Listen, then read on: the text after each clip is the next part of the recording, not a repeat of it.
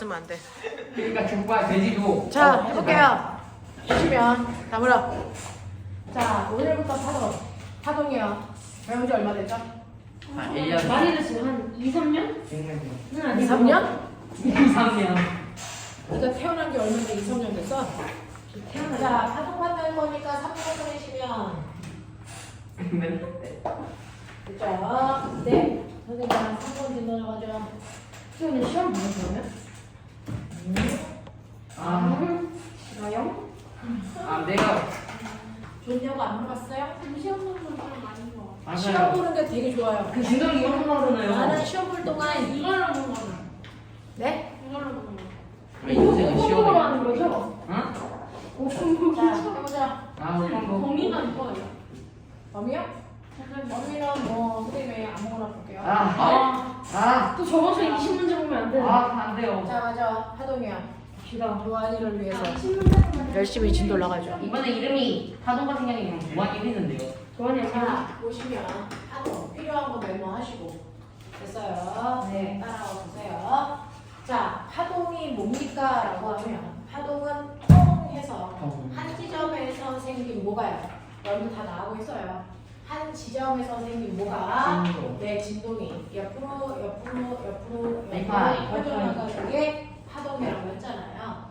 그래서 파동의 결의는 한 지점에서 생긴 진동이 뭐하는 거? 퍼져 나가는 뭐다? 현상이다. 여기서 핵심은 퍼져 나간다는 거예요. 앞으로 나아간다는 거예요. 됐어. 이게 바로 파동이고, 이러한 파동에도 종류가 있고요. 그 파동을 분류할 수도 있는데, 파동의 종류는 여러분들이 알고 있는 것처럼 소리가 가장 대표적인 파동이죠. 그래서 우리가 알고 있는 음파가 있고요. 됐어. 그 다음에 지진이 있고요. 그 다음에 물결이 있고요. 그 다음에 햇빛, 뭐 이런 것들이 대표적인 파동인데, 이러한 파동이 옆으로 전달되기 위해서는 그 전달을 도와주는 물질 뭐가 필요합니까? 매질이 필요하죠. 그래서 매질의 유무로 파동을 분류할 수가 있어요. 됐죠? 그 중에서 음파에서부터 물결파까지는 반드시 매질이 필요합니다. 예를 들어 물결 음파 같은 경우에는 뭐가 필요하고요? 공기가 필요하고요. 지진은 땀이라는 매질이 필요하고요. 물결은 당연히 물이라는 매질이 필요합니다. 그래서 매질이 반드시 있어야만 전달되는 애들을 우리가 탄성파 또는 역학적 파동이라고 하죠. 탄성파라고 하고, 빛 같은 아이들은 매질을 필요로 하지 않아요. 그래서 매질이 없을 때도 전달되기 때문에 매질이 없을 때 전달되는 애들을 우리가 탄성파가 아니다. 그래서 비탄성파라고 하는데, 그 비탄성파에 속하는 아이는 빛밖에 없어서 그걸 우리가 뭐라 그럴까? 전자기파야 이렇게 얘기하는 거죠. 이 전자기파에 해당되는 모든 아이 됐어. 그러니까 방사선이야. 방사선에 뭐있죠? 감마선, X선. 그 다음에 우리가 부르는 빛이 나는 아이들한테는 뭐가 있는 거죠? 적외선 잡아서. 네, 자외선, 가시광선, 적외선이 있고요. 그 다음에 우리가 얘기하는 전파라는 아이도 전자기파에 속하죠. 전파에 뭐 있어요? 마이크로웨이브, 핸드폰 주파수, TV 주파수, 라디오 주파수에 해당되는 FM, AM.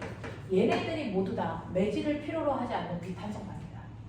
됐어요? 네. 그래서 매질이 필요하니 하지 않느니에 따라서 탄성파와 비탄성파 또는 역학적 파동과 전자기파로 나눠집니다. 라고 하는 거 기억해 주시면 되고, 두 번째는 이러한 매질을 통해서 전달될 때 매질이 진동하는 방향과 에너지가 진행하는 방향의 차이는 뭐야? 라고 하는 진행하는 방향과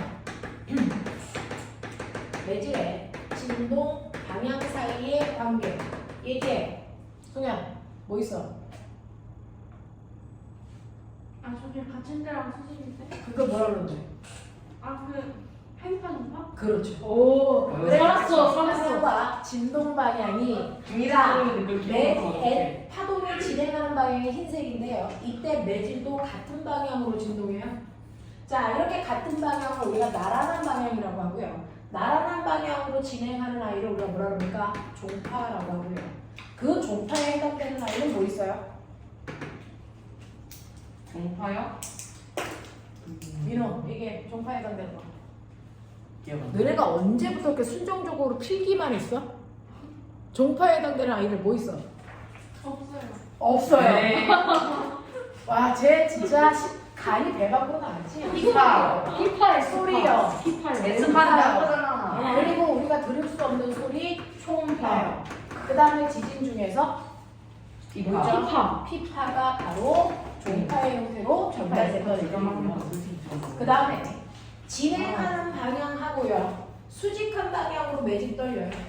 자, 그래서 진행하는 방향과 매질 떨리는 방향이 수직한 아이를 우리가 뭐라 그러냐면 이거를 회파라고 부르죠. 그 회파는 종파를 뺀 나머지니까 S파도 있을 거고요. 빛이라고 하는 전자회파도 있을 거고 물결이라는 아이도 있었다. 기억하고 있죠. 자, 그런가 하면 파동을 분류하는 세 번째 방법은 한 지점에서 생긴 파동이 어느 모양으로 퍼져나가 파동이 퍼져나가는 모양도 중요하죠. 됐어요. 그 퍼져나가는 모양이 이런 식으로 한 지점에서 생긴 파동이 원을 그리면서 퍼져나가면 이거를 우리가 뭐라 그럽니까? 구면파라고 합니다. 근데 원이 아니고요. 하나의 면을 향해서 이렇게 가요. 그래서 면으로 파동이 전달돼서 갑니다. 라고 하면 우리는 평면파라고 합니다. 그래서 우리는 이렇게 파동을요. 매질의 유무, 진행 방향과 진동 방향 사이의 관계, 그 다음에 모양에 따라서 세 가지로 나눌 수가 있다. 라고 했던 것도 기억을 하시고요. 그 다음에 이러한 파동에서 가장 중요한 건 뭡니까? 바로 파동의 오요소입니다. 파동은 5개의 속성을 가지고 있어요. 그 5개의 속성을 얼마나 잘 분석할 수 있느냐라고 하는 건데 파동을 분석할 때요. 파동의 오요소를 분석할 때 우리는 주로 회파를 보고 분석했어요. 그래서 한 지점에서 생긴 파동이 오른쪽으로 나아갈 때요. 매질의 진동 방향은 수직하게 이렇게 떨린다고 했어요. 자, 그랬을 때 파동에서 가장 높은 지점을 됐어? 유찬아, 뭐라 그러지? 제일 높은 지점을 마루. 그렇죠. 골. 이건 마루라고 하고요. 가장 낮은 지점을 골. 됐어. 그래서 마루와 골의 형태가 반대되기 때문에 높아졌다, 낮아졌다, 높아졌다, 낮아졌다 하기 때문에 회파를 우리가 고저파라고 불러도 돼요. 고저파. 됐어. 자, 그랬을 때 X축은 뭘 나타내는데요? X축은요, 거리. Y축은요, 높이. 요거 나타내요.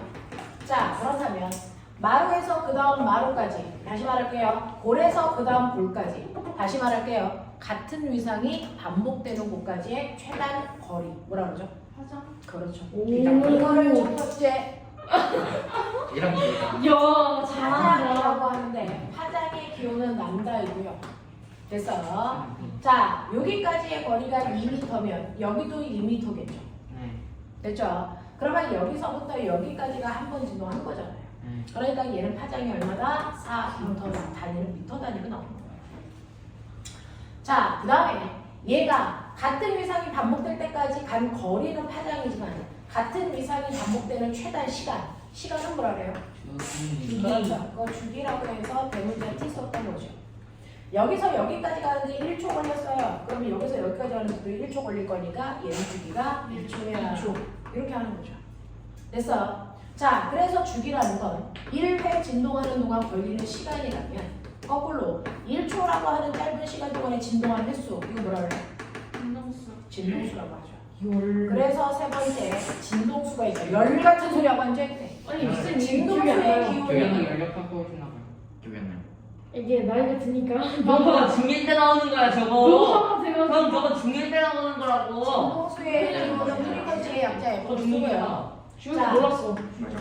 진동수는요 주기분의 1로 계산합니다. 1년 뒤도 그런 거. 그러니까 주기가 2초이면 진동수는 2분의 1이고 단위는 주기당이 없으니까 초분의 1로 써야 되는데 이렇게 쓰기 귀찮잖아요. 네. 그래서 헤르츠라는 단위가 초분의 1을 대신하는 단위로 쓰는 거죠. 네. 됐죠? 이렇게 되는 거고요.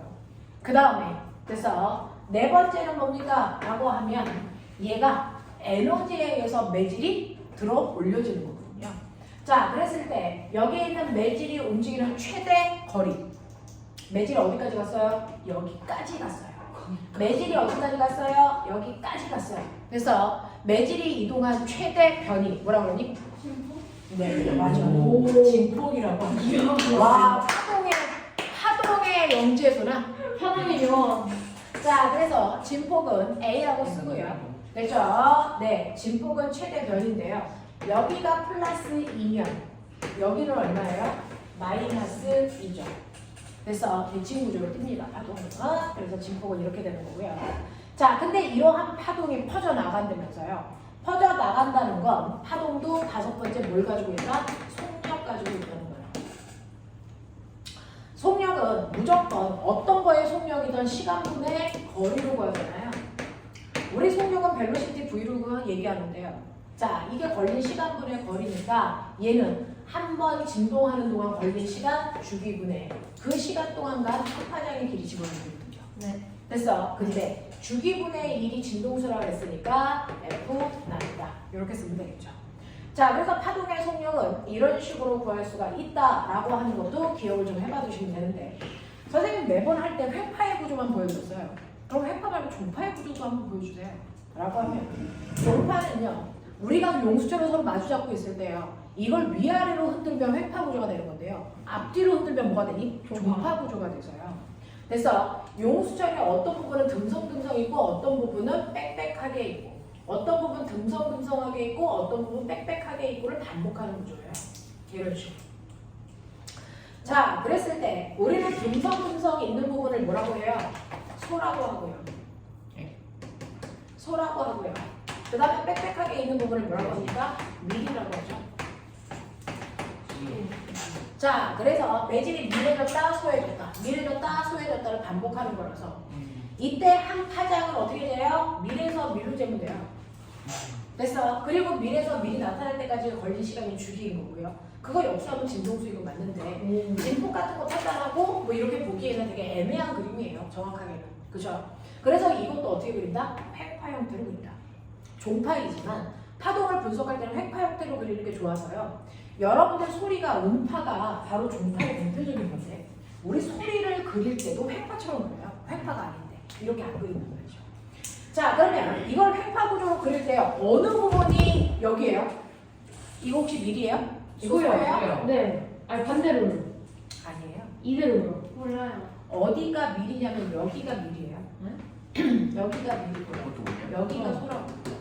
뭐인데요? 됐어요. 어떻게 한 거냐면 사실은 원래 매질이 얘는 고르게 이렇게 있었어야 될 거 아니에요. 고르게 이렇게 있었어야 되는데 여기가 왜 밀해졌어? 그건 밀을 기준으로 여기에 있던 매질이 이쪽으로 왔기 때문이죠. 플러스 X축 방향. 여기에 있던 매질이 일로 왔기 때문이죠. 마이너스 X축 방향. 됐어. 그래서 횡파와 다른 점은 횡파는 Y축 방향으로 이동할 때 얘는 X축 방향으로 이동하잖아요. 그러니까 이걸 그대로 Y축 방향으로만 바꿔. 플러스 Y축 방향, 마이너스 Y축 방향. 그래서 플러스 Y축 방향에서 마이너스 Y축 방향으로 내려가는 거 X절편. 그래서 플러스에서 마이너스로 바뀌는 X절편, 이게 바로 뭐다? 밀이다. 됐어. 그러면 소는요. 자, 여기가 다시 밀이니까 얘는 이쪽으로 가겠죠. 플러스 Y축. 얘는 이쪽으로 가겠죠. 마이너스 Y축으로 표현될 텐데. 그러면 소라는 부분이 그래서 마이너스 Y축에서 플러스 Y축으로 올라가는 거 아니야. 요게 바로 소라고요. 됐죠? 그래서 밀하고 소는 마루와 골이 아니고요. 절편에 위치한다. 알겠습니까? 이렇게 해서 표현할 수가 있어요. 자, 그래서 종파는 여러분들이 알고 있는 것처럼 밀과 소가 반복되기 때문에 우리가 소밀파라고도 불러요. 됐니? 이렇게 해서 본다. 이렇게 해서 본다. 자, 그래서 여기가 밀이고 여기가 소구나. 됐죠? 이렇게 바꿔서 그릴 수도 있구나 라고 하는 거예요. 자, 그래서 모든 파동이 가지고 있는 오요소를 보여드렸고요. 자, 그렇다면 이러한 파동이 퍼져나가는데 우리 알고 있는 것처럼 태양에서는 동시다발적으로 빨주노초 파란보가 동시에 나갑니다. 됐죠? 빨간색하고 파란색이 동시에 나가는 얘네들이 우리가 눈으로 유일하게 볼 수 있는 어디니? 가시광선이죠? 뭐 써놓은 거 어디 갔어? 가시광선이죠? 자, 가시광선은 빨주노초 파란보 7가지 색깔로 나눌 수가 있는데요. 이 중에서 에너지가 큰 게 무슨 색깔? 보라색으로 갈수록 에너지가 크죠. 그러니까 여기를 빨간색으로 보고 여기를 보라색 또는 파란색으로 보면 빨간색에 비해서 보라색 쪽이 에너지가 더 커요. 그래서 에너지가 얘가 1이면 얘가 10이라고 치자. 근데 파동 에너지는 어떻게 구하냐면 파동 에너지는 A제곱 F제곱을 비례하는 거죠. 진폭의 제곱에 진동수의 제곱에 비례하는 값을 가져요. 그러면 에너지가 큰 애는 진동수가 크다는 얘기예요. 그래서 이야기에 진동수를 보여드리면 에너지가 큰 애가 진동수가 크니까 얘의 진동수를 1로 잡고 얘는 10로 잡자. 이런 얘기예요. 됐죠? 그러면 이때 지구에 도착하는 속도는 누가 빨라요? 똑같아요. 누가 빨라요? 같아요. 네. 지구에 도착하는 속도는 빨간색하고 보라색 차이가 없이 똑같습니다. 속력은 선생님 F 남다르면서요. 그럼 진동수가 큰 애가 속력이 더 빠른 거 아니에요? 아니에요. 왜요? 이 파동하고 파장, 진동수와 파장의 길이가 정확하게 뭐하기 때문에 반비례합니다. 그래서요. 진동수가 1이면 파장의 길이가 10이고요. 진동수가 10이면 파장의 길이가 1이라서 이 둘을 곱한 속도값은 언제나 둘이 같은 매질을 통과할 때 똑같습니다. 됐죠? 이렇게 됐다 라고 하는 것도 머릿속에 집어넣으시면 되고요. 그러면 선생님 속력이 일정해요? 그럼 모든 파동은 한 번 속력이 결정되면 그 속력을 계속 가요? 아니죠. 속력 변합니다. 됐어? 자, 속력이 변하는데요. 자, 뭐에 따라 그럼 속력은 바뀌어요? 진동수가 아니었네요. 네. 이건 바뀐 속력을 계산할 때 쓰는 게 진동수와 파장의 길이의 곱이고요. 자, 속력을 변화시키는 건 딱 하나죠. 바로 그 파동이 전달되는 뭐예요? 매질의 뭐에 따라 바뀐다? 종류에 따라서. 그래서 어떤 매질을 통과하느냐에 따라서 파동의 속력이 달라집니다. 여기 좀 줄게요. 자, 그러면 파동의 속력은 매질에 의해서 결정된다고 했는데 파동마다 어떤 매질의 영향을 받아? 이게 다 달라. 그래서 머릿속에 넣어줘야 됩니다. 자, 그 중에서 탄성파의 가장 대표적인 누가 있어요? 소리라는 애가 있죠? 음파. 그래서 소리의 속력을 결정하는 건 매질입니다. 근데 그 매질 중에도 고체, 액체, 기체가 있잖아요. 고체는 매질이 빽빽하게 있는 거고요. 액체는 조금 듬성, 기체는 아주 듬성하게 있는 거죠. 그래서 근데 탄성파들은 뭐냐면 진동을 하나의 매질이 가지고 있는 진동을 그 옆에 있는 매질을 한테 퉁 하고 쳐주면서 전달하는 거거든요. 그러니까 매질과 매질 사이의 거리가 가까워서 잘 칠 수 있어야 전달되는 속도가 빠른 거예요. 그러니까 탄성파에 해당되는 대부분의 아이들은 고체 상태의 매질을 통과할 때가 액체나 기체를 통과할 때보다 못합니다. 그리고 매질이 필요하기 때문에 소리 같은 경우에는 진동에서는 전달될 수 없는 거예요. 됐어? 자, 근데 이 소리가 공기 중을 통과할 때요. 됐어? 자, 공기에도 뭐에 따라서 전달되는 속도가 달라지죠? 공기의 온도. 됐어? 같은 공기라고 찬 공기냐 더운 공기냐라고 하면 공기의 온도에 따라 소리 전달 능력이 달라요. 어떤 공기가 소리의 전달 속도가 더 빨라요? 더운 공기. 온도가 높은 위치일수록 전달되는 속도가 훨씬 빨라요. 그러면 온도에 따라 전달되는 속도 어떻게 구합니까? 도대체 나는 물리 원에서 누굴 상대로 쓰는 건가? 자, 소리의 속력. V는 어딘가에 잘 써서 머리에 넣어라 이제. 331 더하기 0.6t. 이렇게 구하는 거예요. 기체에서 소리가 전달되는 속도요. 그 중에서 이 t가 뭐냐면 바로 공기의 온도. 자, 그 중에서 우리가 상온이 대략 몇 도에서 몇 도라고 했어요? 15도에서 25도 사이를 상온이라고 하는데 여기다가 15 집어넣어 보세요. 넣고 계산. 330이요. 340. 그래서 그걸 우리가 마의 속도 음속이라고 하는 거예요. 그래서 우리가 음속이 340이야라고 하면은 음속값을 구하는데요. 그 음속값은 공기의 온도가 15도일 때 전파되는 속도를 기준으로 해서 만든 값이에요. 되겠습니까? 자, 근데 15도가 아니고 지금은 밖에 나가면 한 20도쯤 되겠죠? 자, 그러면 속도가 340보다 뭐해졌다? 빨라졌다. 이런 얘기예요. 됐죠? 자, 그래서 소리는 이렇게 물체의 상태에 의해서도 전달되는 속도가 달라지고요. 기체일 때는 기체의 온도에 따라서도 전달되는 속도가 다르다라고 하는 거 기억해 주시고, 두 번째, 그렇다면 빛은요? 빛은 매질이 필요 없는 비탄성파잖아요. 네. 그래서 매질이 없는 진공 속에서 전달되는 속도가 제일 빨라요. 그 다음 공기.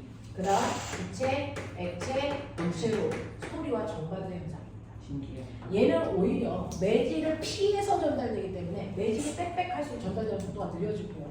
이때 빛의 속도가 제일 빠른 진공에서의 빛의 속도만을 우리가 뭐라 그러나? 광속이라고 3 곱하기 10의 8승이라고 하는. 그래서 그 속도만을 우리가 C라고 하는 거예요. 그래서 자, 이 광속일 때요, 파장과 진동수가 반비례하기 때문에 우리는 그래서 진동수는 람다분의 C야 뭐 이렇게 계산한단 말이죠. 이렇게 놓고 계산해요. 자, 그 다음에 세 번째 뭐 있어요? 파도, 물결이에요. 자, 물결의 영향, 물결은요, 물에서만 전달돼요. 근데 그것도 어떤 물이냐에 따라 전달되는 속도가 달라요. 어떤 물? 아이스티. 차가운 물, 뜨거운 물, 네, 상관없어요. 아이스티. 조금은 상관이 있지만, 그래서 소금물. 파도에 영향을 줄 것. 그래서, 소금물. 네, 차가운 물, 뜨거운 물이 아니고요. 뭐야? 소금을 낸 거예요. 연분? 바닷물의 짠종물은 연분이라고 부르셔야죠. 돈 주고 배웠는데. 자, 연분이 아니고요. 뭐냐면 바닷물의 깊이요. 수심. 이거였어요. 됐죠? 그래서 바다에 바닷물이 이렇게 있는데 바닷속의 지형을 보면 어떤 곳은 얕고요. 어떤 곳은 깊어서 여기는 수심이 얕아요. 여기는 수심이 깊어요. 근데 여기서 파도가 쳐요. 그래서 파도가 치면 파도가 넘실넘실 치다가 이렇게 넣어요. 예. 됐어요. 자, 그래서 실제로 이렇게 파도가 칠 때 어떤 곳에서 더 전달되는 속도가 빠르냐면 얕은 곳. 깊은 곳이요. 깊은 곳에서의 전달 속도가 얕은 곳에서의 전달 속도보다 훨씬 빨라요. 자, 왜냐면 사실은 여러분들은 파도 그러면 겉에서만 물이 출렁일 거라고 생각하죠. 안에서 근데 안에서도 출렁이니까 안에서도 출렁이다 보면 어떤 일이 발생하냐면 얕은 곳은 파도가 금방 땅이랑 끌려서 마찰력이 생긴단 말이에요. 전달 속도가 느려져요. 됐습니까? 이렇게 되는 거고요. 그러면 속도가 빨라졌다는 건 뭐예요? 우리는 F 남자인데 속도가 빨라졌다는 얘기는 뭐가 바뀌었다는 거야? 얘가 커졌다는 얘기는 뭐가 커지는 거야? 우리 파동의 속도가 빨라졌어요 라고 할 때 속도가 빨라졌다며. 그러면 이 중에서 뭐가 바뀌었다니? 이런 거. 뭐가 바뀌어요? 이거. 주기. 아니지 진. 우리 파동의 요소 중에서요, 반사를 하던 굴절을 하던 변하지 말아야 되는 게 있고 그거에 따라 변하는 애가 있는데요. 절대 변하지 말아야 되는 거. 아무리 송현이가 예뻐지려고 성형을 해도 절대 변하면 안 되는 거. 성별. 성별. 성별 안 바뀌겠죠? 일반적으로 성별 안 바뀌어요? 네. 뭐가 안 본질이 안 바뀌겠어요? 바뀌어요. 본질이 안 바뀌죠. 그게 바로 DNA. 설명이. 그래서 이게 안 바뀌는 거예요. 그것처럼 파동에도 DNA 같은 애가 있어요. 그래서 반사를 하던 굴절을 하던 뭘 하던 변하지 않는 게 있습니다. 그게 바로 뭐예요? 진동수. 이 진동수가 고유한 값입니다. 그러면 진동수가 안 바뀐다는 얘기는 결국은 주기가 바뀌지 않았다는 얘기잖아요. 그래서 네. 자, 속력에 따라 바뀌는 건 뭐만? 화장. 파장만 바뀌어요. 그래서 파장의 길이가 길어지면 속력이 빨라지는 거고요. 파장의 길이가 짧아지면 속력은 느려지는 거예요. 그래서 파동의 속력을 결정하는 건 파장의 길이에요. 어차피 진동수는 안 바뀌거든요. 됐어? 그러면 깊은 물에서는요, 1초라는 시간 동안에, 됐죠? 또는 한 번 진동하는데 간거리가 길어요. 한 파장이 길어요. 근데 얕은 곳으로 가면 한 파장이 제일 짧아진다는 거죠. 이런 식으로. 자, 그랬을 때 마루에서 그 다음 마루까지의 거리, 이게 한 파장이잖아요. 됐죠? 그 한 파장, 마루에서 그 다음 마루, 마루에서 그 다음 마루, 요 간격을 보시면 그래서 속력이 빠른지 느린지 볼 수 있는데 파도를 맨날 이렇게 그리려니까 귀찮은 거예요. 파도, 물결이 쳤을 때 뿔로 튀어나온 부분을 뭐라 그래요? 마루라고 그래요. 그래서 그 마루들만 연결하는 선을 우리가 파도의 얼굴이다 파면이라고 해요.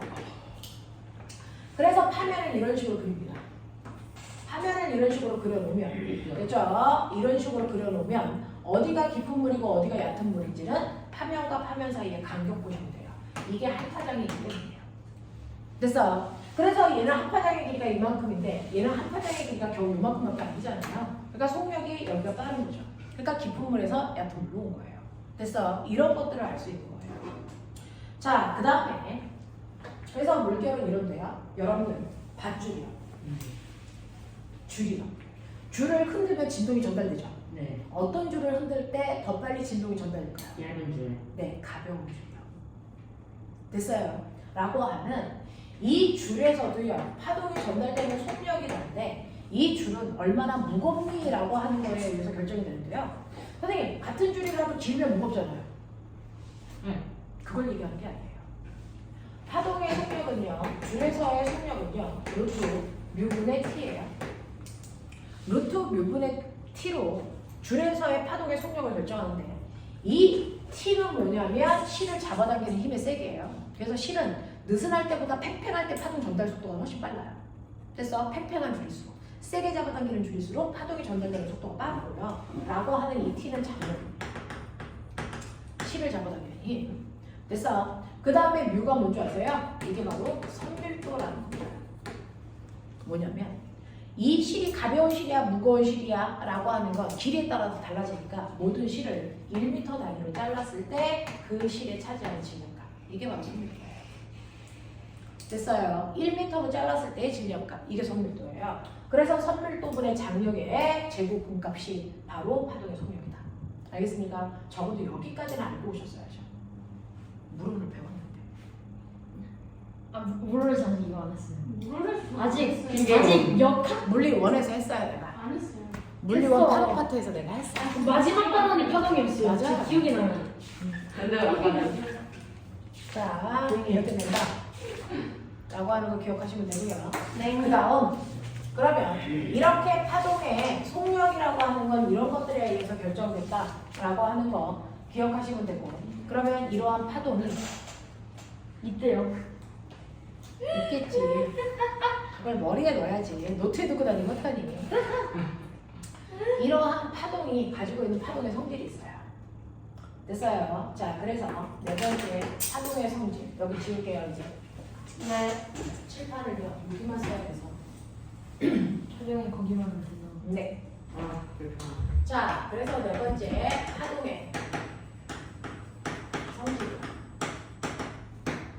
파동은 성질을 가지고 있는데, 자, 파동에는 어떤 성질이 있어요? 라고 하면, 파동이 가지고 있는 성질 중에서 빛이 가지고 있는 성질은 뭐 직진한다라는 직진성도 있고, 그 다음에 반사도 있고, 뭐 있냐? 배운 적이 없는 우리 소면이는 물절도 있고요. 야, 네 번째 회전. 뭐가 있을까요? 회전이죠. 그래서 회전. 파동은 이렇게 네 가지 성질이 있네요. 정확히 있는데요. 5가지 있고 이거 뭐지? 네 가지인데. 아니야 여기 5가지 안 거의 있는 거. 대자뷰처럼 수업하고 있는데 여기 있어. 직진성 반사 불출 회전. 불출에는 아니야 반사에는 입사각이 반사각이 뭐 반사각칙이 있고. 회전 이거 뭐지? 누가 와서 써주고 갔네. 회전 그냥 봐봐요. 뒤에서 자, 그럴까? 그래서 파동의 성질은요, 직진, 반사, 불절, 회절이 있고요. 이렇게 직진하는 파동의 성질의 대표적인 빛이 그래요. 그래서 태양에서 빛이 오고 있어서 지구에서 그 빛을 보면 해 떴다 그래서 해를 보는데요. 지구 둘레를 돌고 있는 누가 달. 달이 이 앞을 가립니다. 달이 이 앞을 달이 가리면 너무 큰데요. 됐어. 우리가 태양을 볼 수 있어 없다? 없다. 이것 때문에 나타나는 현상. 되게 일식. 자, 월식, 현상인데요. 일식. 이게 일식. 일식이니 월식이니? 일식. 이걸 그래서 일- 월식이래요. 네, 일식이요. 해가 먹혔다라는 거죠. 해 일자 먹힐 식자예요. 해가 먹혔네요. 일식. 선생님 블라드만 보셨어요? 어? 블라드만. 아. 얼마 전에 블러드문이었잖아요. 그런 데만 못 봤어 제대로.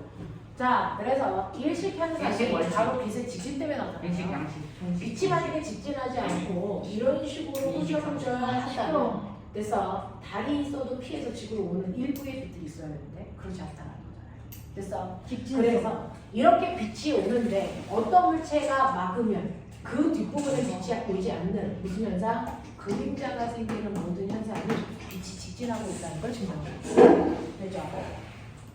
자, 그 다음에 반사가 있어요. 반사에서 우리가 알아둬야 되는 게 있는데 그 중에서 첫 번째가 반사 법칙. 물리 원에서 했던 거에서 이제 확장 개념으로 쑥쑥 들어가고 있는 거예요. 반사 법칙은 빛이 이렇게 오죠. 이상한 거. 어떤 면을 향해서 빛이 오면 그 빛이 물체에 닿습니다. 자, 닿으면 물체가 투명한 물과 같은 아이면 일부는 투과하겠죠. 근데 거울처럼 투명하지 않은 반투가 그 불투명한 물체면 여기서 100% 뭐니까 반사되겠죠. 됐어. 그래서 들어오는 빛도 있고 반사돼서 나가는 빛도 있는데, 자, 들어오는 빛을 우리가 입사 광선, 나가는 빛을 반사 광선 이렇게 볼 텐데, 그러면 이 빛이 이 면에 몇 도로 들어왔다 몇 도로 나가요? 라고 하는 각도 재고 싶어요. 그러면 각도를 잴 때는 감독이 0점을 맞추는 선이 필요하죠. 맞아요. 그 선의 이름이 뭐죠? 법선이요. 그 법선은 빛이 들어오는 면과 무조건 90도 되게 선을 그리는 게 바로 법적으로 각도를 재는 선이다. 법선이다. 그래서 법선이에요? 네, 맞아요. 아닌데요? 아니에요. 왜 법선이에요? 제가 선생님 큰 거지. 그래서 법선. 자, 그래서 평균 법선은 들어가 있는데. 이 법선으로부터 입사 광선까지 각도를 재니까 40도라고 쳐요. 그러면 이때 법선으로부터 반사 광선까지 각도를 재면 또 40도. 반드시 40도예요. 됐어. 그래서 빛이 들어왔다 반사될 때는요, 그 표면이 거울처럼 매끄러운 면에서 빛이 반사가 돼도, 또는 칠판처럼 표면이 거친 면에서 빛이 반사가 되든 상관없이 모든 빛들은 다 뭐한다? 반사 모든 법칙을 빛들은 따라. 다 반사 법칙에 따라서 입사각과 반사각의 크기가 다 어떻다? 같다. 같다라는 거예요. 됐어. 이런 식으로 나갑니다. 그 중에서 표면이 매끄러운 곳에서는 모든 빛이 언제나 법선을 기준으로 그려보면 여기가 40도로 들어오면 다른 애들도 다 들어오는 빛이 40도 방향으로 들어와요. 그러니까 모든 빛이 정확하게 40도 같은 방향을 향해서 다 나갑니다. 이렇게 표면이 매끄러울 때는 입사각과 반사각이 모두 다 같아요. 모든 면에서. 됐죠? 이걸 우리가 정확한 반사, 정반사라고 하고요. 이렇게 정반사가 일어나는 대표적인 물체가 뭐예요? 이게 거울이죠. 그 거울 앞에 내가 서 있으면 거울이 지금 정반사를 해주기 때문에 내 얼굴이 뭐 할까요? 정확하게 비칩니다. 이렇게 주변에 있는 사물이 비치는 현상이 나타나는 건 그 물체가 빛을 정반사해주기 때문에 나타나는 현상이에요. 되겠어? 근데 칠판 앞에 내가 서 있는데 내 얼굴 비춰 안 비춰? 안 비추죠. 얘는 정반사 안 한다는 거예요. 그럼 얘는 뭐예요? 라고 하면 빛이 들어왔다 나갈 때 항상 입사되는 각과 반사되는 각이 같게 나가는 반사의 법칙은 성립하지만, 됐죠? 얘가 법선을 그려보면 이 빛이 20도 방향으로 들어왔어. 그러면 법선의 반대쪽으로 20도의 방향을 챙겨 나가면 되고요. 이 빛이 이렇게 들어와서 이 면을 이렇게 그리면 법선이 이렇게 될 거예요. 그러면 이 각도가 10도면 얘는 법선의 반대쪽으로 10도 방향으로 이렇게 나가면 돼요. 됐죠? 자, 빛이 이렇게 들어왔어요. 법선을 그릴 건데요. 법선을 이렇게 그리면 이 각도가 60도면 얘는 60도를 향해서 나가면 된다고. 근데 그 나가는 빛의 방향이 하나는 이쪽 방향, 하나는 이쪽 방향, 하나는 이쪽 방향으로 빛이 나가는 방향이 다 달라요. 얘처럼 한 방향으로 나가지 않는다고요. 그래서 이렇게 표면이 거칠 때는요, 빛이 한 방향이 아니고 난잡하게 모든 방향으로 퍼져나갑니다. 그걸 우리는 난잡한 반사, 난반사라고 하고요. 이러한 난반사가 일어나는 물체 앞에서는요, 내 얼굴은 비치지 않고 단지 그 물체만 우리가 볼 수 있어요. 그러니까 여러분 선생님 보이면 선생님 몸에 여러분이 비치지 않습니다. 왜? 내 몸에 지금 정반사가 일어나지 않기 때문에. 선생님 비춰요. 네? 얼굴에서 광이 나서. 그거는 반사가 아니라 광은 원인 거지. 그렇군요. 내가 그걸 잘 몰랐네요. 자, 다시네요. 여러분들이 어디에 앉아있던 나를 볼 수 있죠? 그건 내 몸에서 모든 빛이 됐어요. 내 빛이 모든 방향으로 반사되는 난잡한 반사를 하기 때문이다. 자, 근데 난반사를 하던 정반사를 하던 어떤 반사에서도 언제나 반사의 법칙은 성립한다. 알겠습니까? 반사의 법칙이 성립하지 않는 건 없다. 라고 하는 이건 중학교 물리론 내용이고요. 물투 내용으로 가면 반사에는 또 다른 종류도 있다. 정반사와 난반사 말고요. 반사에는 또 다른 종류가 있는데 그게 바로 뭡니까? 고정단 반사와 자유단 반사라는 게 있어요. 고정단 반사와 자유단 반사라는 거 이제 얘를 이용해서 다양한 현상들을 만들어 나갈 건데 고정단 반사는 예를 들면 이렇게 들어요. 자 여기에 기둥이 세워져 있는데요. 내가 여기다가 줄을 아주 바짝 묶은 거예요. 꽉 묶어서 반대편 실을 내가 가지고 있으면서 흔드는 거죠. 그러면 여기서 진동이 이렇게 생겨가지고 진동이 이렇게 가고 있어요. 파동이. 자 가고 있을 때 기둥이랑 쾅 하고 부딪히면 더 이상 여기에 있는 실은 진동할 수가 없으니까 빛이 뭡니까? 반사돼서 나갑니다.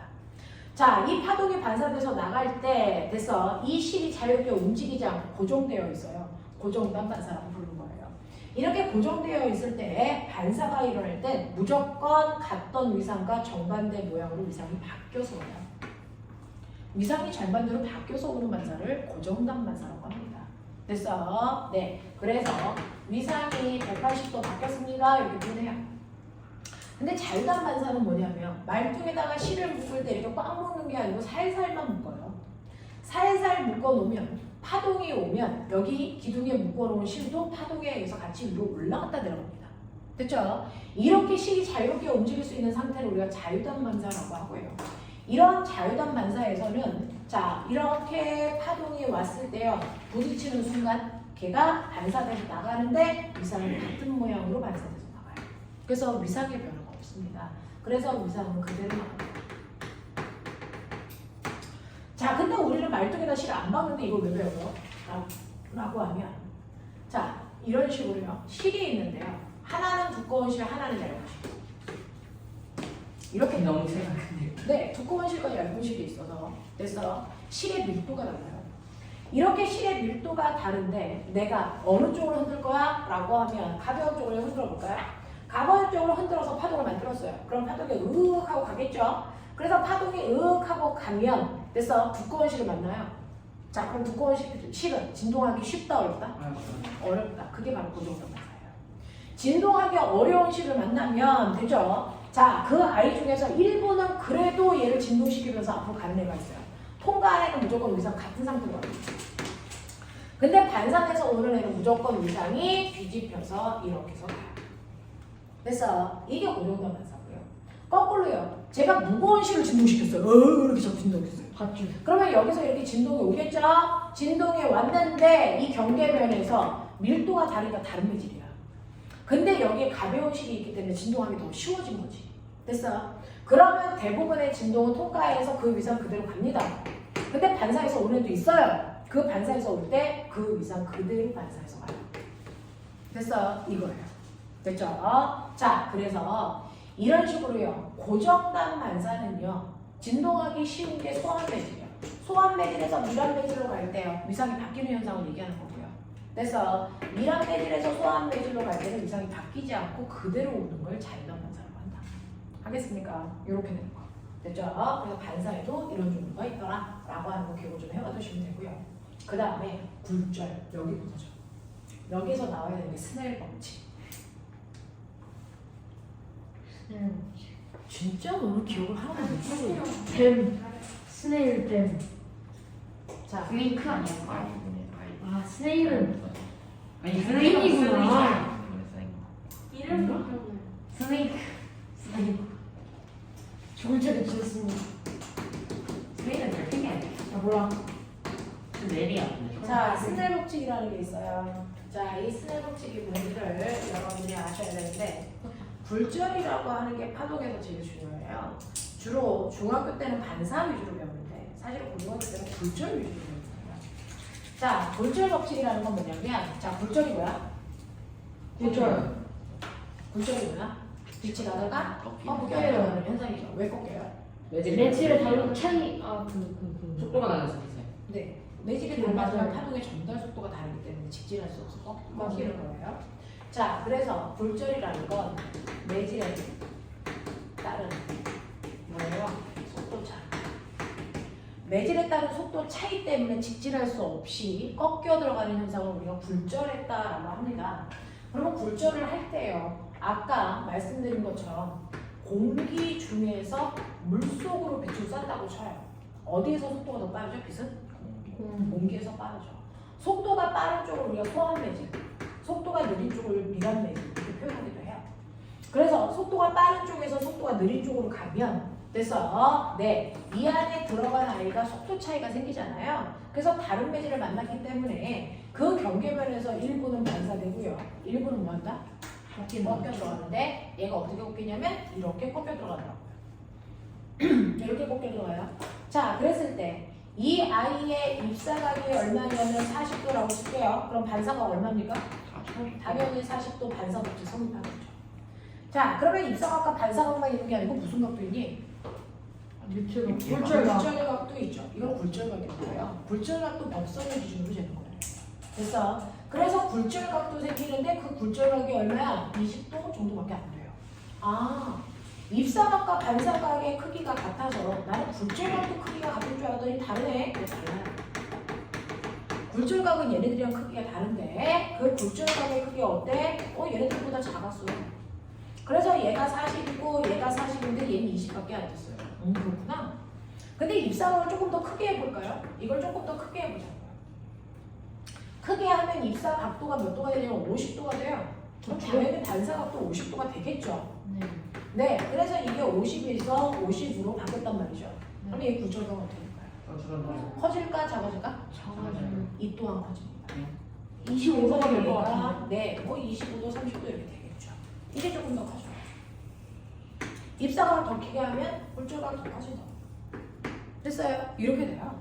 자, 그래서 입사각이 커지면 굴절각도 따라서 커질 거구나. 그거 알았어요. 됐죠? 근데 거꾸로 쏘면 어떻게 돼요? 거꾸로 쓰면요? 거꾸로 쏘면요. 반대. 여러분들이 보시는 것처럼 이렇게 물속에서 공기 밖으로 빛을 쏠 수도 있잖아요. 그래도 꺾이는 거잖아요. 그러면 이렇게 여기서 빛을 쏘면 여기서 반사되고 일부는 꺾여서 나간단 말이죠. 나갈 때요. 굴절각의 크기가 작아야 되니까 작게 나갈까요? 아니요. 요번에 굴절이 이렇게 나가요. 그래서 요 부분이 입사각이고 이 부분이 반사각인데 굴절각은 이만큼이나 된다고. 이게 굴절각.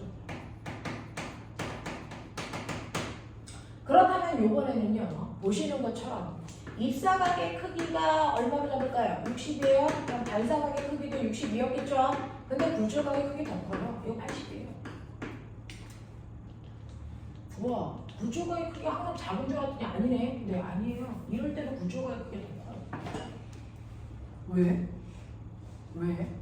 그건 속도가 느린 쪽에서 빠른 쪽으로 바뀌기 때문이에요. 아까는 굴절각이 작았잖아요. 아까는 빠른 쪽에서 느린 쪽으로 갔기 때문에요. 느껴봐요. 느껴집니까?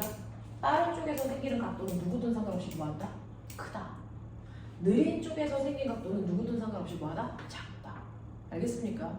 그러니까 실제로 이 각도의 크기가 빛이 전달되는 속도를 나타내는 크기입니다. 됐어요? 그래서 각도가 작은 쪽은 빛에 전달되는 속도가 뭐한 쪽? 느린 빛이에요. 각도가 큰 쪽은요? 빠른 빛이에요. 여기서도요. 얘는 공기 중에서 물 쐈잖아요. 빛의 속도는 이쪽이 빠르니까 이쪽에서 생긴 각이 더 크다고. 그래서 물에 해당되는 느린 매질에서 생긴 각도입니다. 무슨 말인지 알겠어요?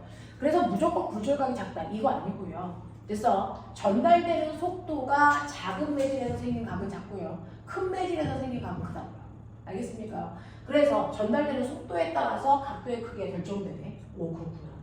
근데 나 입사각을 조금 더 크게 할래. 입사각을 조금 더 크게 해서 70을 했어요. 반사각 70이겠죠? 굴절각 얼마인가요? 여기서보다 더 커지죠. 조금 커요. 됐어. 그러면 더 커지면 네, 이렇게 돼요. 오, 90도네. 네, 90도 됐어. 그러면 여기서 입사각을 1도라도 더 크게 하면 될까요? 입사각을 1도라도 더 크게 해서 얘를 70으로 만들면 얘도 71이지만 얘는 90도보다 더 커지죠. 그러면 90도보다 더 커진다는 얘기는 무슨 말이에요? 이 굴절각이 안으로 들어와 버린다는 얘기죠. 그러면 밖으로 나가는 애가 있니 없니? 없어. 자, 빛을 쐈는데 그 빛이 전부 다 들어와요. 됐어. 네, 이런 식으로 해서 굴절각을 90도로 만드는 순간에 입사각을 우리가 뭐라고 하냐면 이걸 임계각이라고 합니다. 이 임계각보다 입사각을 1도라도 더 크게 하면 그래서 빛은 굴절에서 밖으로 나가는 게 아니고 굴절에서 안으로 들어와요. 그래서 전부 다 안으로 들어오는 굴절을 우리가 이걸 전부 다 반사되는 것처럼 보여요. 전반사. 이걸 전반사라고 부른단 말이죠. 아, 그럼 전반사는 입사각이 임계각보다 클 때 일어나는 거구나. 그리고 이걸 언제? 느린 매질에서 빠른 매질로 갈 때만 일어나는 거구나. 이거였거든요. 그래서 근데 나 이 그림 다시 이거 잘못 그리고 있네요. 실제로 이렇게 전반사가 일어난다고 치자. 그러면 이거요. 됐죠? 이거 91도일까요? 아니요. 그럼 몇 도일까요? 몇 도일까요? 89. 90.5도? 89? 아니요, 71이요. 무슨 소리예요? 아, 이런 거. 입사각이요. 임계각보다 조금이라도 더 꺼지면 빛이 굴절해서 안으로 들어오는데 안으로 들어오는 그 순간 됐어. 굴절 광선이 반사 광선한테 합쳐져요. 먹혀버려요. 두 개가 분리되지 않습니다. 신기하고 그냥 먹혀버려요. 그래서 이럴 때는 굴절 광선이라는 게 따로 생기지 않습니다. 그냥 반사 광선 안에 다 먹혀버려요. 알겠습니까? 네, 이렇게 된다. 그래서 전부 다 반사되는 광선으로 바뀐다. 이 뜻이에요. 이 전반사를 이용해서 만든 도구. 전반사를 이용해서 만든 광섬유. 도구가 광섬유. 됐어요. 아. 라고 하는 거죠. 그거 네, 맞아요. 저 뭔지 알아요. 네. 권열이 플래닛 어? 전방사예요. 전 반사 전부가 반사된다. 쟤 뭐라 그랬어? 정방사? 방사? 정방사. 정방사를 쓰시게 됐어요. 아니야. 정방사는 버리는 거. 자, 이 전반사를 이용해서 만든 게 광섬유라는 아이를 만든 거야. 플래닛 됐어. 이 광섬유에는 속유리와 건유리라고 하는 두 종류의 성질이 다른 섬유를 넣는 거예요. 그래서 이 속유리에 해당되는 코어, 바깥쪽은 클레딩. 이렇게 얘기하는데요. 자, 코어 쪽이 속도가 느린 매질이에요. 얘가 속도가 느린 매질이고 클레딩이 속도가 빠른 매질이에요. 그럼 빛은 어디서 쏴요? 느린 매질에서 쏘죠. 느린 매질에서 빛을 쏠 때 그냥 쏘는 게 아니고 이때 이 입사광선이 됐어. 임계각보다 크게 쏩니다. 임계각보다 크게 쏘면 됐죠? 여기에서 반사가 되고 일부는 굴절해서 나가야 되는데 임계각보다 커서 안으로 들어와서 얘랑 합체되는 거죠. 됐어? 그래서 밖으로 빠져나가는 게 하나도 없어요.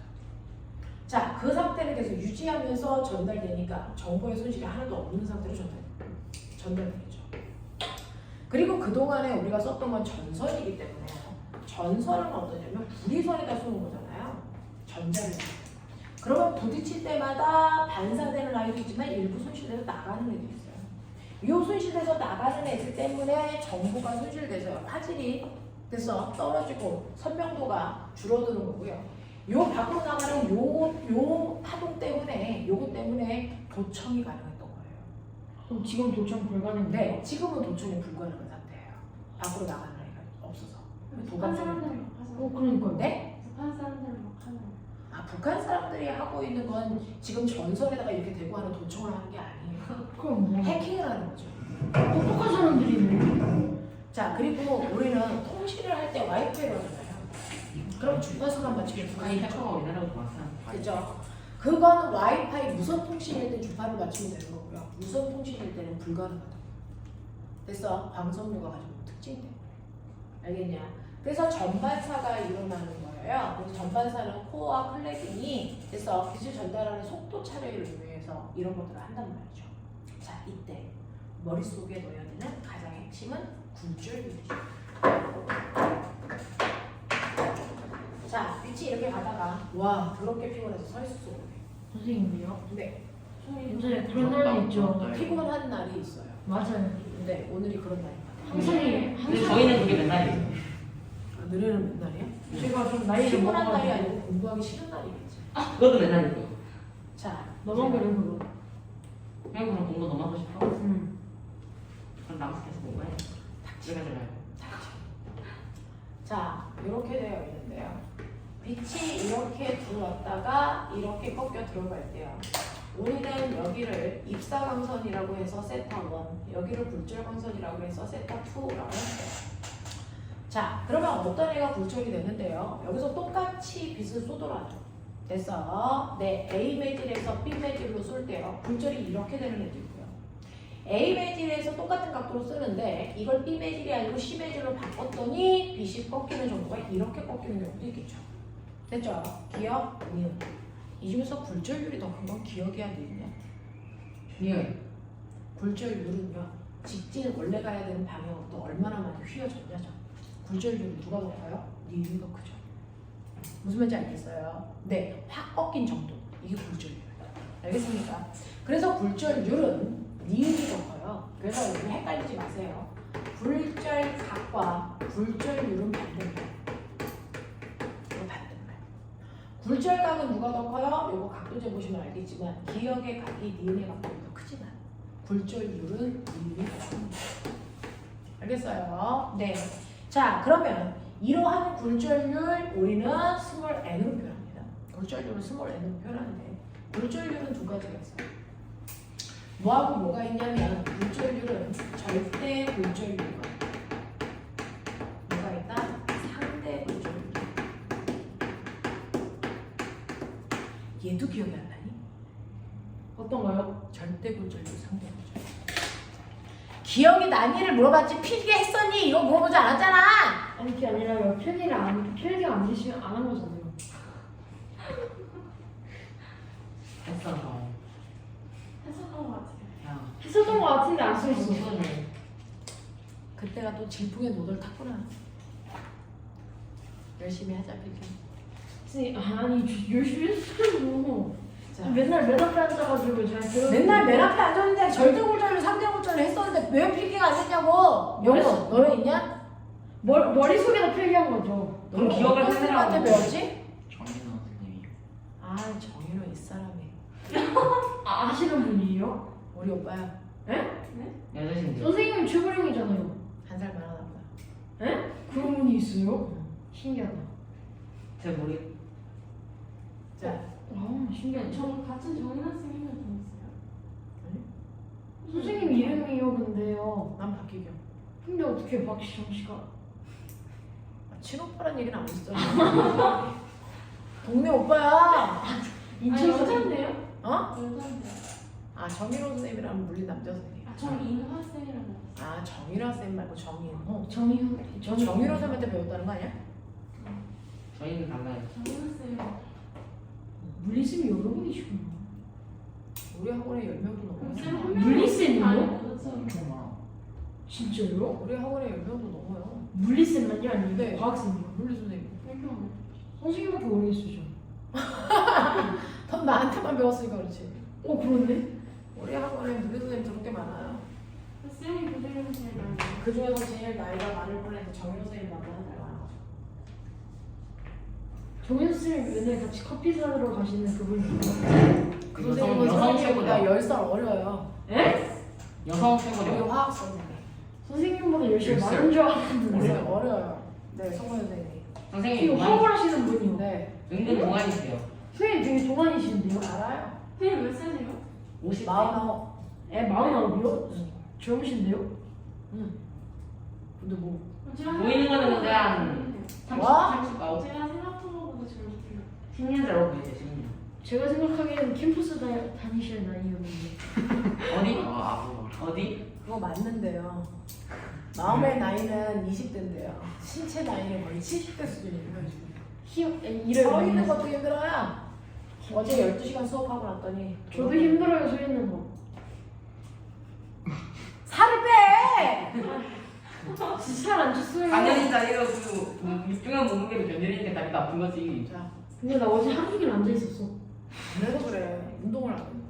종반으로. 아니 운동 못해요 진짜. 선생님 운동해야 되겠다. 몸이 약간 진짜 어제 12시부터 8시 반까지 하이스트 있었어요. 그렇지. 원래 그렇게 있는 거야. 그러니까요. 너네 하도 하도 오랜만에 연방 때부터는 연락이 아침 안 10시에 오는 거 알지? 왜요? 안 돼요. 왜요? 아니고. 텐트텐이에요? 어. 쌤 내가 그러죠. 텐트텐. 쌤 일주일 동안 방학 때 일주일 동안 텐트텐이에요 토요일까지. 텐트텐은 너무 하시잖아요. 아 죽어버려. 다음 때 저희 텐트 안 해요. 아니. 뭐를? 뭐를 아니야. 일주일에 한 번. 맞아. 3번. 작년에 월수금 아니야? 월수금. 야, 수학률 넘겨. 쉬는데. 수학 화목금으로 안 수업 쓰고 10시부터. 수학이 월수금이 수학 화목금으로 옮겨져요. 화목토. 수업을 한번 들어올게요. 아, 싫어. 그러면은 무릎 꿇어. 작년에 있었어. 10시부터 10시까지. 아침 10시부터 3시까지만. 아 그러면 안 된다. 10시부터 10시는 쓰레기도. 그럼 우리 자. 같이 가자, 같이 먹자. 그래서요. 학원에서 밥을 한 3번쯤 하루에 맞아요. 3끼 정도 먹고. 맞아, 새끼 먹었어요. 내가 학원을 다니는구나. 네. 와 여기가 나의 고향이구나 이런 거 느껴지지. 하루에 3끼 정도는 학원에서 먹어줘야 여기에 뼈를 묻어야 되겠구나. 10시간 있잖아요. 그러면요. 그 정신이 나가요. 집에서 있는 10시간보다 시간이 빨리 걸리잖아. 인간이 살짝 미쳐가요. 정말 시간. 맞아요. 진짜 1시간 흐를 때마다 한 9시간 이후부터 정신이 점점 정상이 아니에요. 그 9시, 나는 9시 반부터가 제일 힘들던데. 그때부터 무슨 마약 취한 것처럼 그렇게 저녁 30분 제일 힘들어. 맞아. 아 진짜 마지막 30분은 진짜 마약 취한 사람들. 자, 한번 체험해 보면 되죠. 이건 진짜 안 된다. 맞아요. 진짜. 아니 같이 하자, 우리. 먹어도 있고. 텐트 같이 하자. 내가 생각한 거 보자. 물놀이 아침에 10시부터 3시까지인가? 그러면요, 그 오후에는요? 그 오후에는 각자 이제 자기 원래 수업 시간. 정규예요? 정규 수업. 5시간. 그럼 정규는 이거 그때예요? 이거 그때예요?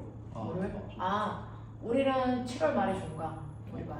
7월 말에 종강하고 나면 바로 물을 타는 거죠. 아. 근데 그게 2주가밖에 안 남아요. 3주. 저 화학 아니에요? 딱 3주만 하면 돼요. 그럼 너네도 뭘 하는 거야? 우리는 얘는 물을 안 한다고. 다 해요. 그때 파이널 반. 그냥 안 한다고. 다 해가지고. 그때는 해야 다 하는 거예요. 아, 그래서 그때는 전체가 다 하는 거라서요. 그냥 월수금 아침 10시부터 3시까지. 역시 고생 힘든데. 네, 그래서 일요일 날 하고 있는 그게 뭐가 힘들어? 물반도 그쪽으로 옮겨가는 아, 거고요. 그럼 지금 일요일 날 이사하는 했던 거야? 정상반도 다 그게 가는 거예요. 아니 6학년 때부터 텐트 채널 했잖아. 그렇지. 근데 실력이 아니. 이 새끼가 실력 좋은데. 또 때려요. 잘하네. 얘는 잘하고 있어. 세미나. 또 때려요. 어? 세미나. 아, 그래서 물을 시험 그때 자세히 했잖아. 물을 수업이 선생님이랑 할지 아니야. 어쩐지는 아직 지금 안 시간이 했어. 짜고 있는 중이에요. 아, 생일 안 했어. 아, 펜트타는 제발 안 돼. 기본 좀 주세요. 자, 아니, 물어는 정인호 선생님이랑 하죠. 나 수학이 좋아한대. 물어를 누구요? 정인호 선생님이랑 하죠. 최고래요. 정현호 쌤이 물어는 저 지금 그 쌤하고 하는데? 그 선생님도 하시고 이제 요일이 월수금이니까 아, 선생님들 이제 세 분이 들어오시는데 그럼 선생님도 들어오시면 안 돼요? 선생님은 안 들어갈 것 같아요. 지금 같이- 과고예요, 과고. 저희 같이 힘들어요. 과고 애들이 12시부터 수업이에요. 선생님 제가 썼을 때도 나오시는 분이야. 힘들게. 12시부터 수업이랑 물을 시간이랑 겹칠 것 같아요. 쉬하셨을 때 들어간다고? 취하셨을 때 들은 라면 1시간 있다가 차가운 라면 라면을 끓여가지고 전 쉬는 시간에 수업을 다 끝나고 그 다음에 그걸 드시러 가신 거야. 그리고 배탈나셨대. 근데 그게 일요일날 수업이었거든. 냉라면. 너네 행복해하는 걸 못 봐가지고 나오셨어. 맞아, 진짜. 너네 행복하는 걸 행복한 보고 모습을 보니까 두려워가지고 나. 얘들아, 그렇단다. 자, 하자. 쌤 그리고 선생님 건강 챙겨야죠. 맞아요. 건강이 먼저예요. 야, 그래서 나 건강 챙기려고 물어는 안 해. 나 물어는 안 해, 나 과거에. 저희 건강은요. 선생님은 과거 특강을 월, 화, 수, 목, 금, 토 해요. 나가서 뛰어놀아서 근육을 발달시켜야 할 나이에 학원에 맞춰가지고 과거 애들은 여기서 너네는 물은 끝나고 집에 가는 사람도 있겠지만 과거 애들은 12시에 와서 여기 선생님이랑 12시까지 있어야 돼서 12시요. 그 선생님 퇴근 12시에 하세요? 학원 10시에 일요일날 12시에 가요? 근데 학원 조례가 10시에 가야 되는 거 아니에요? 직원 복지가 너무 안 돼. 그건 우린 직원이 아니거든. 지키는 사람이 없어. 메인 사업자라서 아 아무도 우리의 복지를 진짜 미인선수예요. 등록은? 진짜요? 그렇대요. 하이스트 뭐 가맹점에 자, 미인선수. 볼게요. 자, 그러면 이제부터 해야 되는 거 뭔지 알죠? 불전율. 아, 자, 불전율은 꺾이는 정도를 얘기하는데 이러한 불전율이 두 종류가 있어요. 뭐가 있냐면 절대 불전율과 상대 불전율이 있다. 절대 불전율은 N 공기 또는 N물 됐어요. 이렇게 쓰는 거고요. 상대 불전율은 N 공기물 또는 N 물 공기 이렇게 써져요. 자, 이게 뭐냐면 됐어. 자, N 공기물은요 뭐냐면 공기에서 물로 들어갈 때 이 뜻이에요. 자, N 물 공기는 물에서 공기로 갈 때 이 뜻이거든요. 됐어. 자, 그래서 상대 굴절율 중에서 공기에서 물로 가는 N 공기에 상대 N 공기물의 상대 굴절율을 한번 보여드릴게요. 이건 공기에서 빛을 쏴서 물로 입사시켰다 이런 얘기예요. 자, 그럼 빛에서 빛이 공기 중에서 물 속으로 굴절에 들어갑니다. 이렇게 들어가죠. 자, 그랬을 때 이 각도를 우리가 세타 1, 이 각도를 세타 2라고 하면 됐죠? 자, 공기 중에서 물 속으로 들어갈 때 상대 굴절율 구해주세요. 상대 굴절율 구해주세요. 이거 어떻게 구합니까? 라고 하면 공기 중에서 출발해서 물에서 갔거든요. 자, 이 출발한 지점이 기준값이 되는 거고요. 이 기준을 수학은 분모에다 쓰지만 우리는 분자에다 씁니다. 됐어. 그리고 비교하는 비교값이 물을 분모에 써요. 그래서 얘네들이요 굴절하는 이유가 뭐 때문이겠어요? 속도 차잖아요. 그러니까 결국은 상대 굴절율은 뭘로 구한다? 불의 속도 차이로 구한다. 그 중에서 됐어. 공기의 속도는 분자에다가 물의 속도는 분모에다가 쓰시면 둘의 속도의 비율 이게 바로 상대 굴절율이에요. 근데 우리 알고 있죠? 파동에서 속도 어떻게 구한다고요? V는 F 남자요. 됐어. V는 F 남자를 이렇게 구하는 거고요. 이건 공기 중에서의 진동수와 파장이고요. 이건 물로 들어왔을 때 진동수와 파장인데 자, 너네 알죠? 빛을 쏴서 빛이 물속으로 들어온다? 들어올 때 변하지 말아야 되는 거. 반장. 아니. 뭐가 안 바뀐다고 그러죠? 진동수. 진동수가 안 바뀐다고 그러죠. 파장이 바뀐다고. 그러면 진동수가 공기 중에서의 진동수나 물에서의 진동수가 똑같으니까 얘가 약분돼서 날아가요. 선생님, 근데 저기 공기 뭐라고 쓰신 거예요? 공기 물. 공기 물. 뭔 줄 알았어. 뭐? 공기 뭐? 자, 그래서 이 공기에서의 속도와 물에서의 속도 비율은 사실은 파장 비율과 똑같습니다. 됐어? 그래서 상대 굴절율을 구할 때 속도 비율로 구하셔도 되고요. 자, 빛을 통과할 때 파장과 물을 통과할 때 파장이라는 파장의 길이 비율로 구하셔도 상대 굴절율이 나올 수밖에 없겠죠. 자, 그 다음에 이렇게 속도 차만큼 뭐가 생긴다 그랬냐면 아까 각도가 생긴다 그랬어요. 그래서 이 각도의 크기가 바로 상대 굴절율인 속도 비율을 나타냅니다. 자, 근데 각도를 그냥 세타 1, 세타 2 이렇게 쓰면 각도는 도단위로 나오잖아요. 자, 그러니까 이걸 도단위가 아니고 값으로 나오게 하기 위해서 앞에 사인 값을 치워야 돼요. 이런 식으로. 됐어? 그래서 사인 세타 1, 사인 세타 2의 비율이 상대 굴절율입니다. 됐어? 근데 여기에 절대 굴절율을 넣고 구할 수 있어요. 절대 굴절율은 거꾸로 공기의 절대 굴절율을 밑에, 물의 절대 굴절율을 위에 넣으면 돼요. 절대 굴절율이 뭐예요? 왜 바꿔서 써요? 보여드릴게요. 상대 굴절율은요, 공기 중에서 물을 쏘거나 물에서 공기 중으로 쏘거나 또는 공기 중에서 유리로 쏘거나 서로 두 물질 사이에 얼마나 빛이 꺾여 이걸 얘기하는 건데요.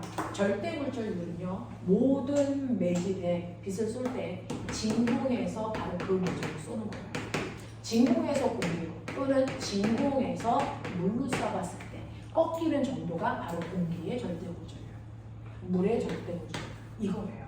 그래서 물의 절대 굴절, 굴절이라는 건 속도차 때문에 꺾여야 되니까 매질이 달라져야 된단 말이죠. 어디에서 왔는데요? 진공에서. 그러니까 모든 매질을 진공 중에서 오던 빛을 그 매질로 통과했을 때 꺾이는 각도, 이걸 우리가 절대 굴절율이라고 하는데요. 그렇다면 얘는요, 아까처럼 이렇게 계산하면 어떻게 돼요? 이거는 진공 중에서 공기 중으로 쐈기 때문에 이게 공기의 속도분의 진공의 속도가 됩니다. 이게 물의 속도분의 진공의 속도가 되는 거죠. 이걸 여기다 대입해 볼게요. 선생님 한 말이 맞나? 자, 그래서 요거 대입해 보시면 얘는 공기 중에서의 속도분의 진공에서의 속도 이고요. 얘는 물에서의 속도분의 진공에서의 속도니까 요거 이렇게 날아가면서 이거 정리해 보세요. 어떻게 됩니까? 정리하시면 물의 속도분의 공기의 속도라고 하면 맨 앞에 이것이 돌아가죠. 됐죠? 네, 이렇게 되는 거예요. 그래서 절대 굴절율만 거꾸로 써주면 된다라고 하는 건데요. 자, 그 중에서요, 선생님, 공기 중에서 빛의 속도가 더 빠르잖아요. 네, 공기 중에서 빛의 속도가 더 빨라서 실제 값 넣으면 그러니까 이거 한 100분 정도 치자. 근데 물로 들어오니까 빛의 속도가 줄어들었잖아요. 네, 줄어들어서 한 20배 정도 치자. 그럼 얘 상대 굴절이 어떻게 돼요? 라고 하면 20분의 100이죠.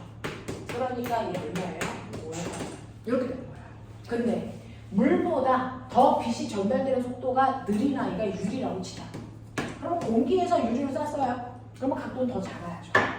됐어요. 그러면 됐어. 네, 이 각도가 더 작아지면서 이때 속도가 더 느려지니까 속도를 10으로 넣자. 그러면 유리는요 10이고 공기 중에서 빛의 속도는 그대로 100일 거예요. 계산하면 10이죠. 그러면 상대 굴절율이요 A 매질에서 B 매질로 갈때 됐어? 네, A 매질에서 C 매질로 갈 때 상대 굴절율 계산이니까 얘는 5고 얘는 10이야. 이건 무슨 뜻이야?